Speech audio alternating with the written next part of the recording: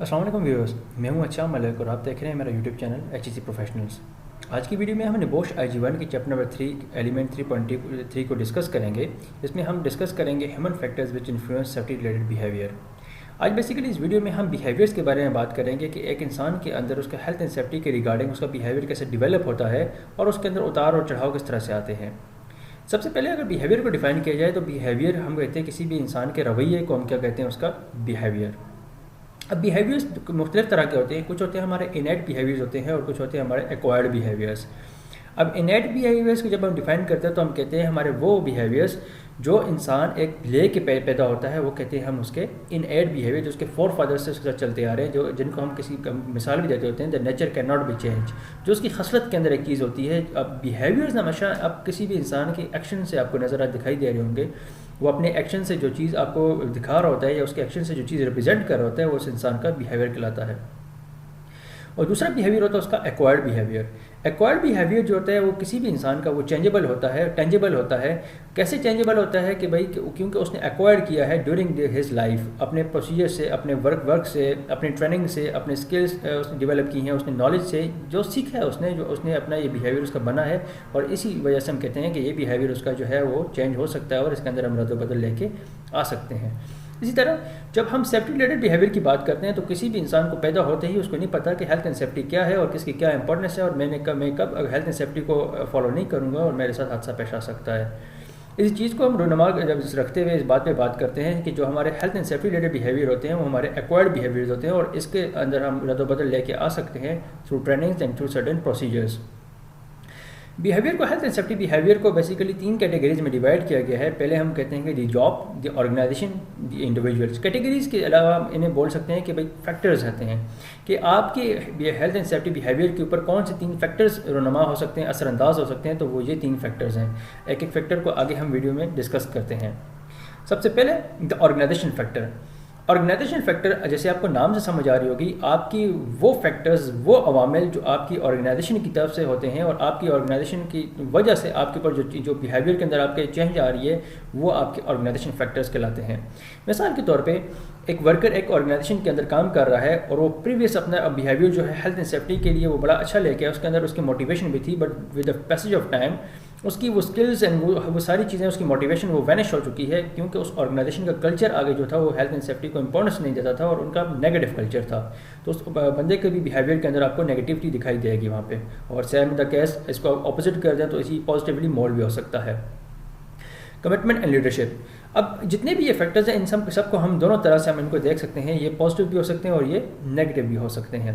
Commitment and leadership की हम बात करते हैं तो हम देखते हैं कि ऑर्गेनाइजेशन के अंदर जहाँ पे कोई भी वर्कर काम कर रहा है उस ऑर्गेनाइजेशन की मैनेजमेंट की हेल्थ एंड सेफ्टी के अकॉर्डिंगली कमिटमेंट क्या है और क्या वो वहाँ पे हेल्थ एंड सेफ्टी के बारे में क्या सोचती है।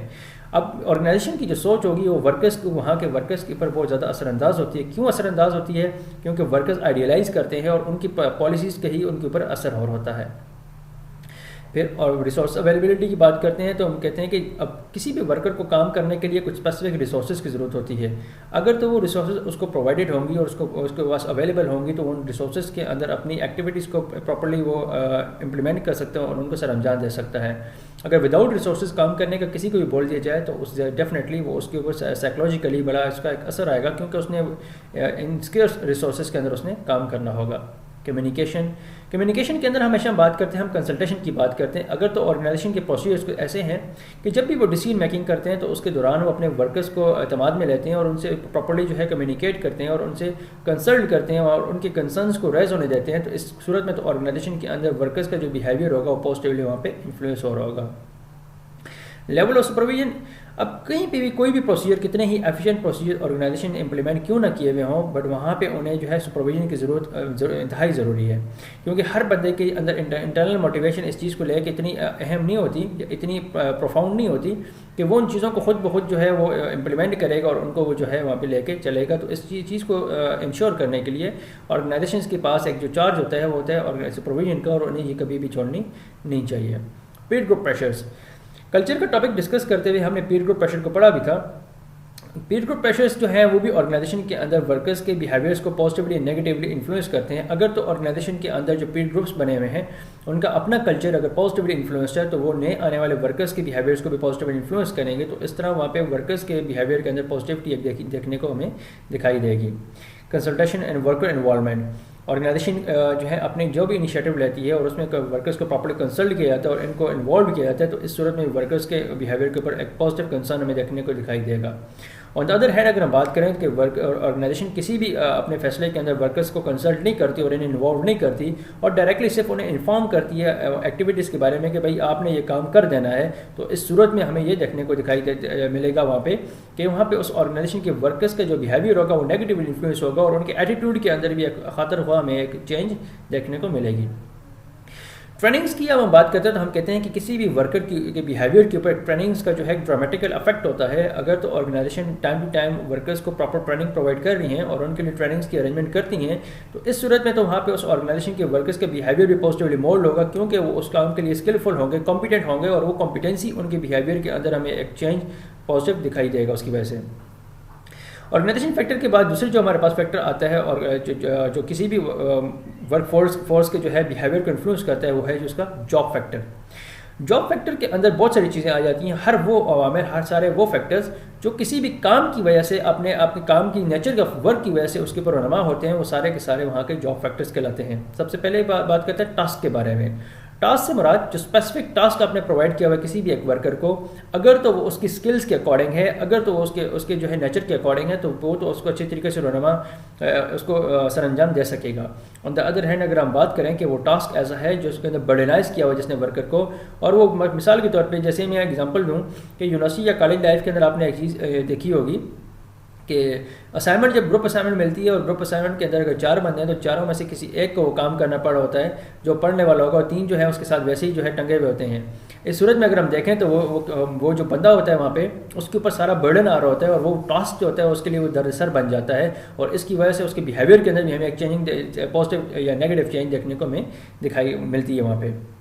फिर वर्कलोड, काम का लोड ज़्यादा हो सकता है। जैसे हम कहते हैं कि ऑर्गेनाइजेशन फैक्टर्स की हम बात करते हैं तो उसमें भी हम कहते हैं कि डेडलाइंस की बात करते हैं। इसी तरह जॉब फैक्टर्स के अंदर अगर इतनी स्ट्रिक्ट डेडलाइंस हैं, इतनी स्ट्रिक्ट डेडलाइंस होने की वजह से वर्कर्स अंडर स्ट्रेस काम कर रहे हैं, तो उस वर्कलोड की वजह से भी उनके बिहेवियर के अंदर हमें नेगेटिव चेंज देखने को मिलेगी।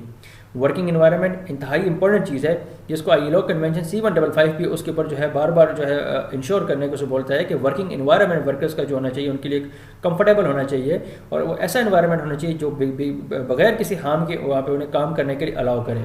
अब इन्वायरमेंट की जब हम बात करते हैं तो उसमें बहुत सारी चीज़ें आती हैं।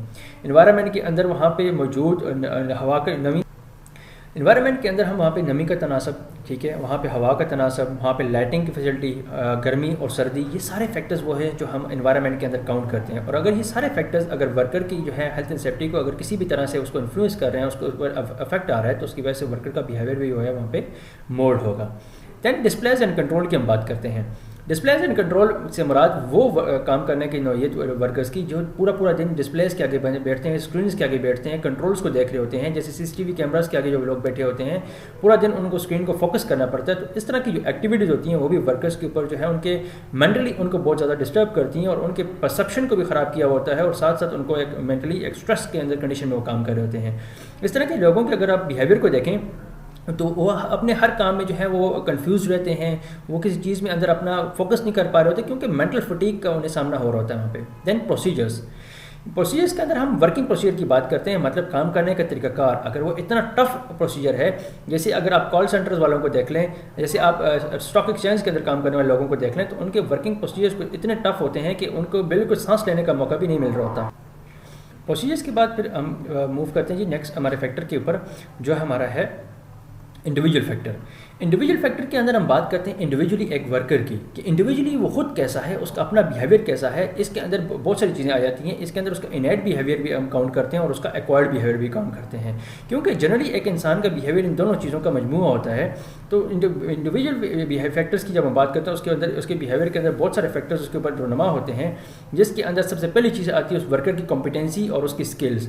आया वो वर्कर उस काम करने के लिए कॉम्पिटेंट भी है कि नहीं है। अगर तो इनकॉम्पिटेंट वर्कर है तो आपको पता है कि कि इनकॉम्पिटेंसी तो आपके पास 1000 एक्सीडेंट्स का 1000 मसाइल का जो है मजमूआ है, उसकी वजह से उन्हें कई मसाइल का सामना करना पड़ेगा इनकॉम्पिटेंट वर्कर्स को। तो इनकॉम्पिटेंसी की जब हम बात करते हैं तो कॉम्पिटेंसी मजमूआ है हमारे पास knowledge, ability, training and experience. अगर तो उस बंदे के पास उस काम करने के लिए प्रॉपर नॉलेज अवेलेबल है, एबिलिटी भी रखता है, वो सकत भी रखता है उस काम की, ट्रेनिंग भी है उसके पास और एक्सपीरियंस भी है, देन इन द केस वो वर्कर जो है हमारे पास कॉम्पिटेंट कहलाएगा और वो अपनी कॉम्पिटेंसी की वजह से वहाँ पे अपनी एक्टिविटीज़ को भी बेहतर तरीके से सर अंजाम दे पा रहा होगा।